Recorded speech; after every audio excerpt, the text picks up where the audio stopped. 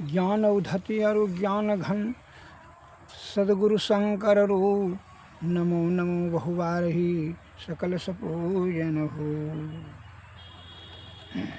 भक्तगणों को तथा धर्म अनुरागियों को मेरा हार्दिक नमन। असंशय बताम मुक्ति संशय इष्ट चेतसाम न मुक्तिर जन्म जन्मांते तस्मात् द्वि स्ववास माँ अपुन्यात अर्थात असंशय वाले को ही मुक्ति मिलती है। जो संशय नहीं है, जिसको हाँ ईश्वर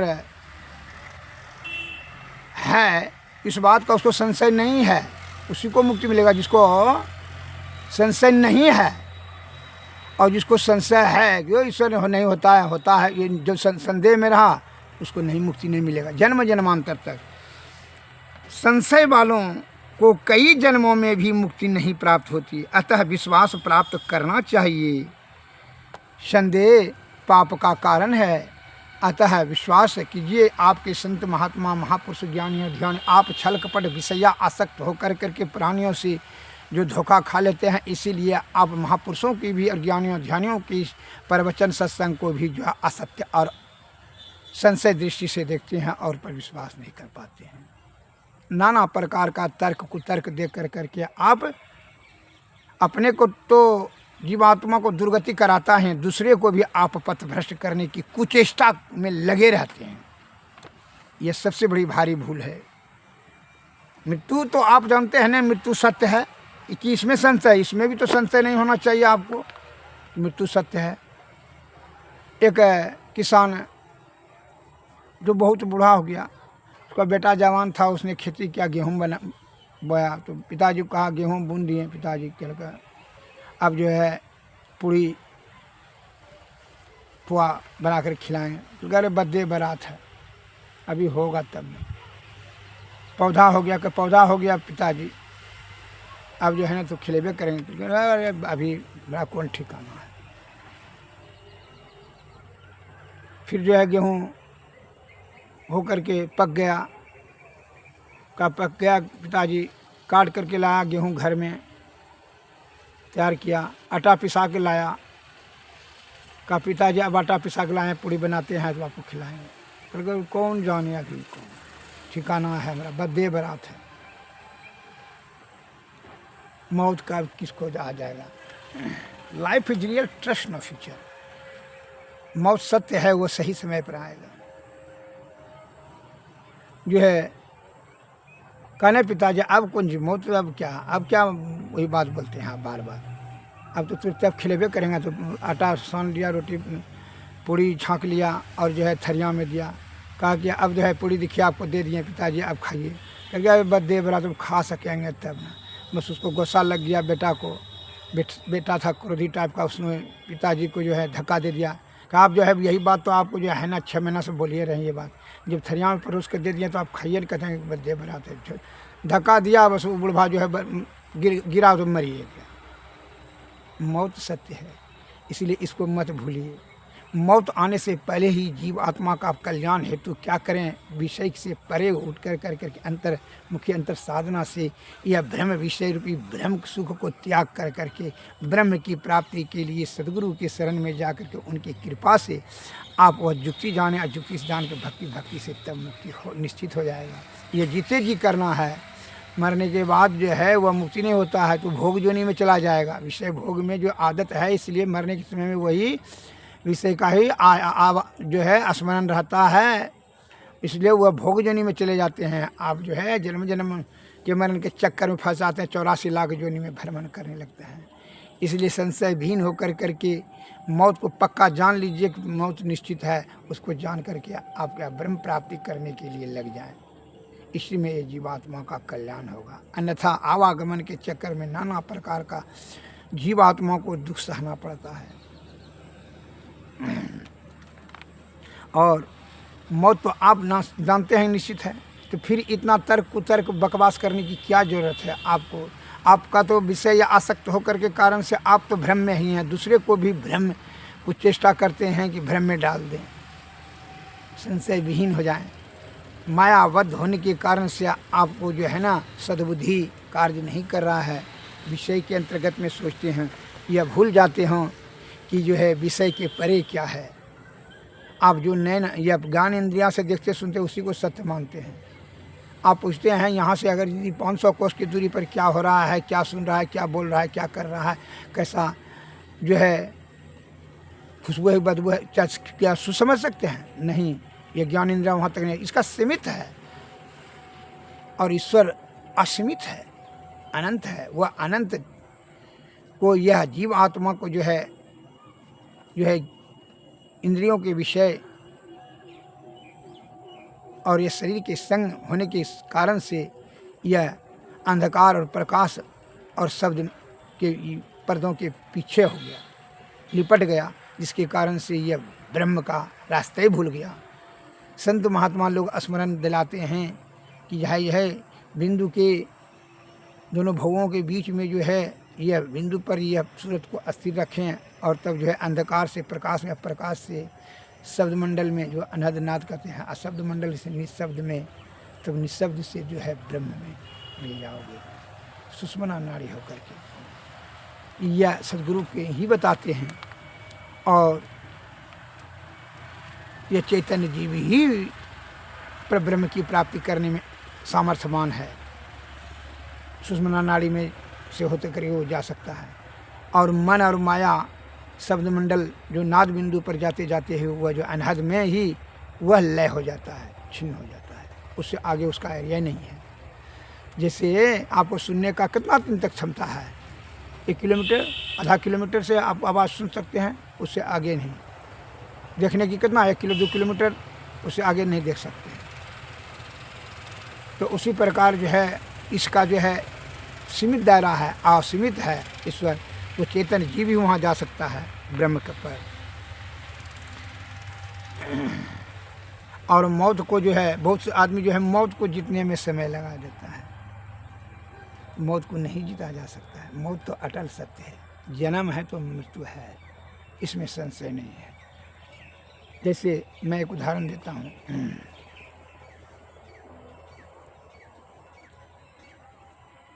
जन्मेजय ने पूछा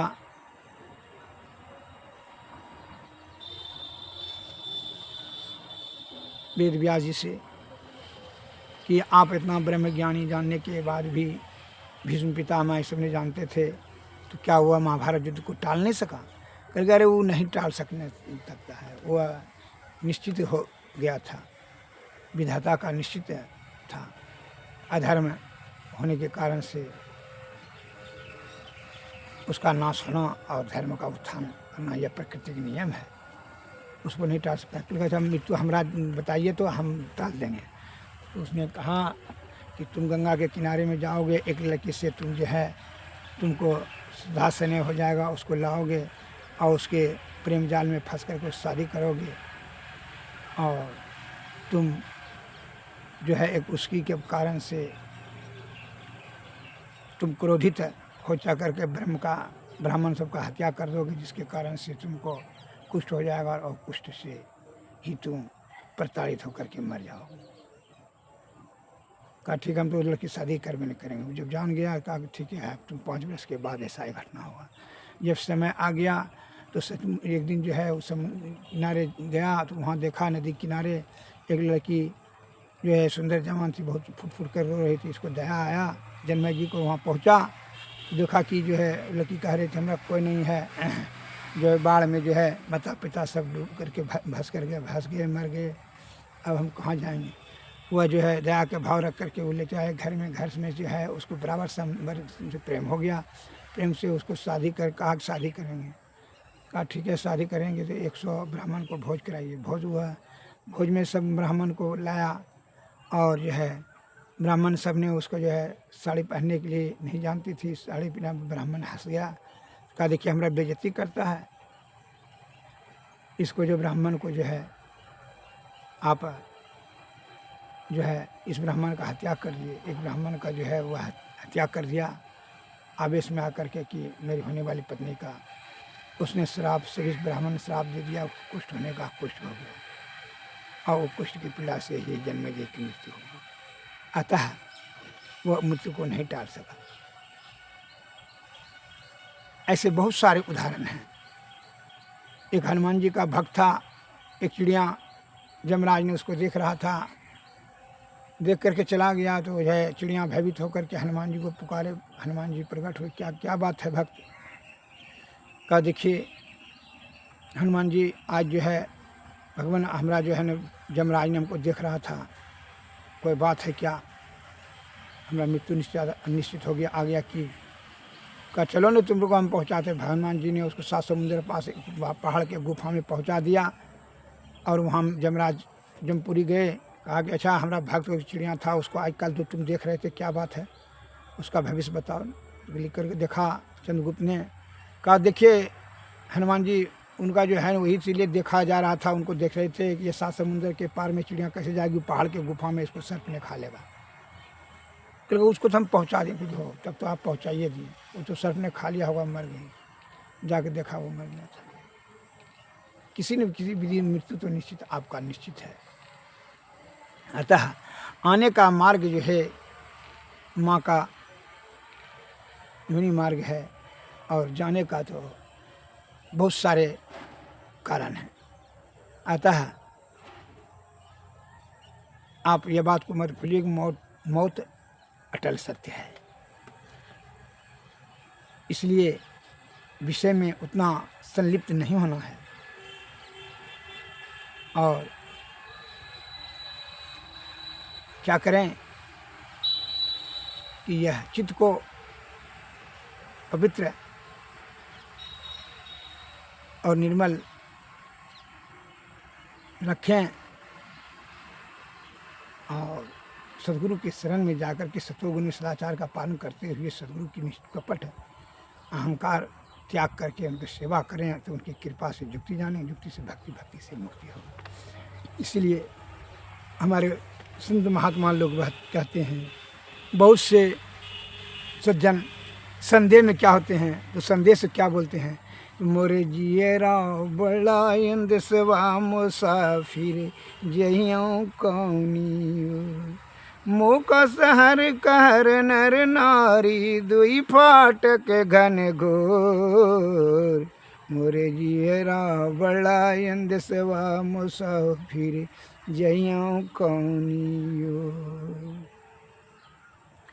कुमति नायक फाटक रोके परियों कठिन जिक झोर, संशय नदी अगाड़ी बहती विषमधार जल जोर, मोरे जियरा बड़ा इंदसवा मुसाफिर जहियों कौनियो, क्या मनवा तुम गाफिल सोवो यहाँ मोर ना तो, संशय नदी अगाड़ी बहती विषमधार जल जोर, नित दिन प्रीति करो साहब से नाहिन कठिन कठोर, काम दीवाना क्रोध राजा बसे 25 चोर, मोरे जियरा बड़ा इंदसवा मुसाफिर जहियों कौनी, सतपुरुष एक वसे पश्चिम दिशि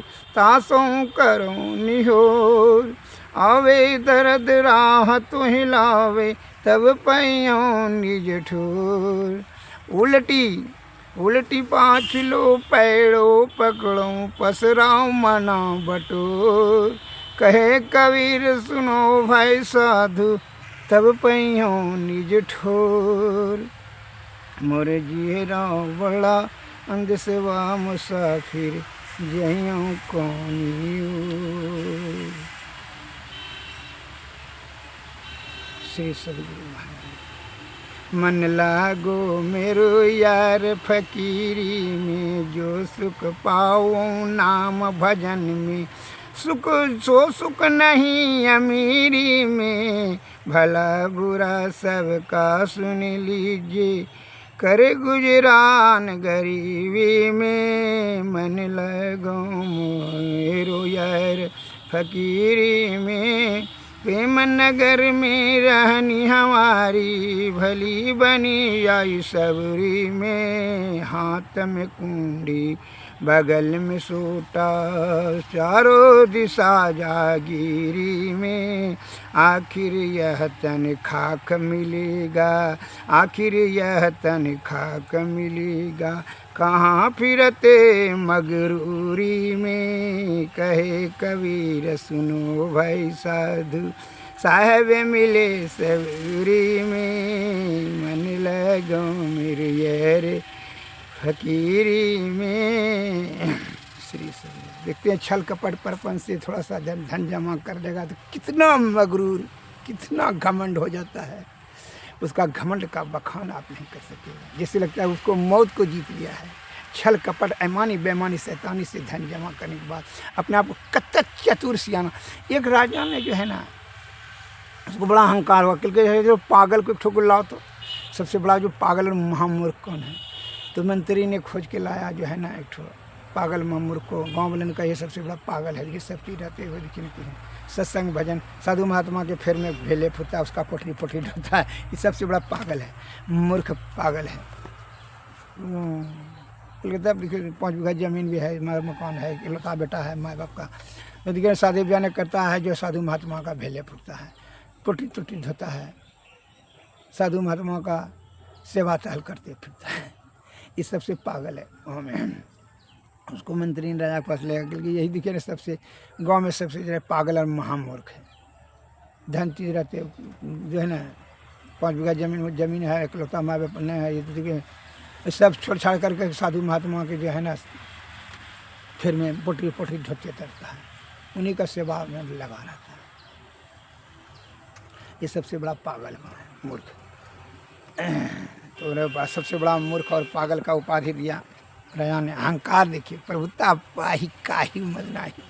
छल कपट में जरा सा किसी को धन देखिए कितना उसका बोली में कितना, जब देखिए कितना अहंकार है, बाप जैसे लगता है वो मौत को जीत लिया। सबसे जबकि उसकी दुर्गति निश्चित है, दुर्गति होता ही है कि धन के जो है जोगने में वो भोगेगा क्या, जोगने में ही उसे चिंता से वह आधा पागल हो जाता है।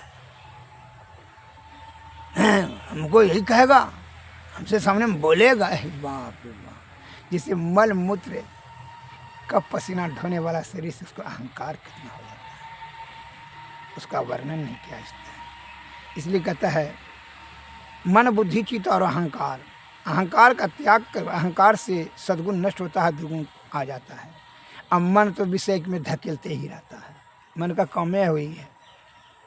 तो जब तक कि अहंकार और मन का त्याग नहीं कर दोगे तो विषय नियंत्रण में ही होगा, और विषय जब नियंत्रण में नहीं होगा तब तुम चित्त और बुद्धि से प्रयोग नहीं करेगा, तो यह जीवात्मा तो जोनी जोनी में भटकते रहेगा, विषय आसक्त होने के कारण से विषय का ही चिंतन करेगा।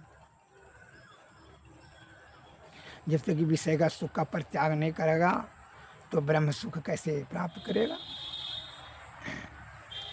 तो जो है वह महात्मा जी, वो जो है वो भिकमंगा जो है वो जिसको मूर्ख का उपाधि दिया, उसको जो है राजा ने एक ठो हार दिया, गले से उतार कर, लो तुमको मूर्ख का उपाधि देते हैं। तो कहा ठीक है। कह राजा साहब सबसे बड़ा मूर्ख आपको हम ही लग रहे हैं पूरे राज्य में। हाँ तो हाँ ठीक है।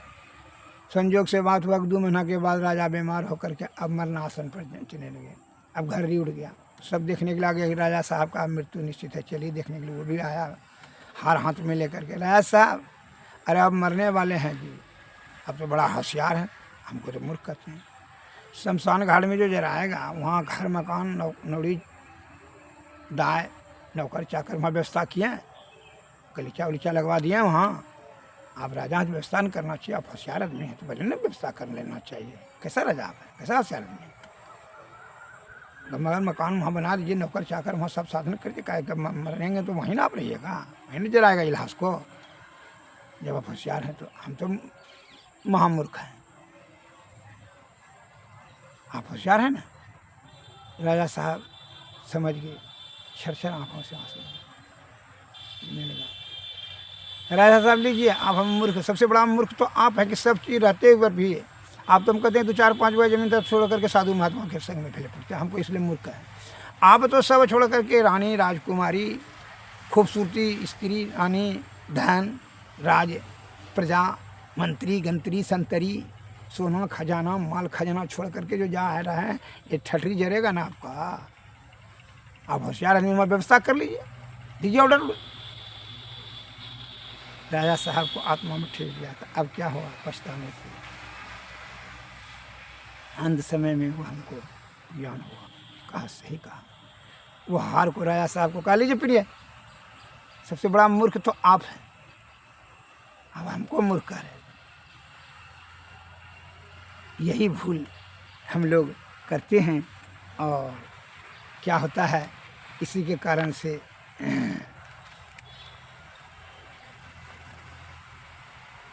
दुर्गति जीवात्मा का होता है।